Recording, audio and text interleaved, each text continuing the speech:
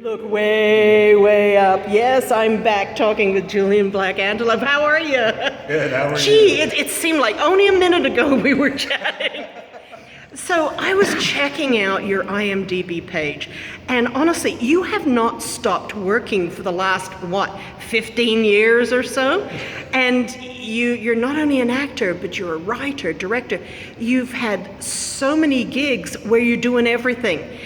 How does that feel to be the man in charge? To be the man in charge, it's not as glorious as one might think. It's a lot of work.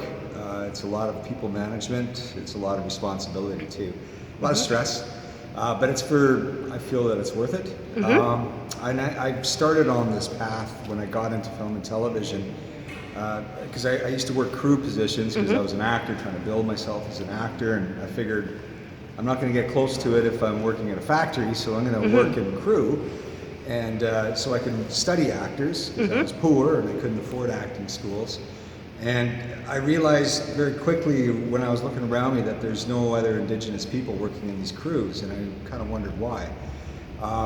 And all these things, like when I was working on westerns and stuff, sometimes I would step over the line a bit and say, I don't know if that's culturally correct because we do this, that.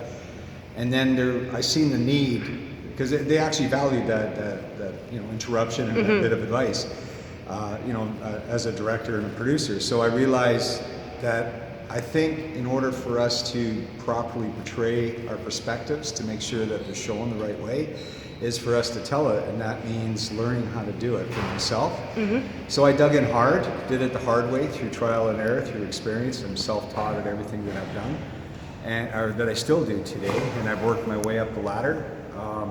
To me, I've earned what I've got, and I'll pass that ladder back down because I have an Indigenous training program now that I bring on people, give them paid opportunities to work in the areas that interest them, and I'm looking to expand that Indigenous training program within my company into a much, much, much larger endeavor, which I can't quite get into right now. Do you have a website, or how can people get in touch with you? Our website, yes, we're just remodeling it and relaunching it. That's the thing, my company's growing so fast. I should be punching out my website, so it'll be www.herdOF1.com. Oh, that's cool. Well, hopefully we'll drive people to you, and we'll just develop more fabulous First Nations filmmakers.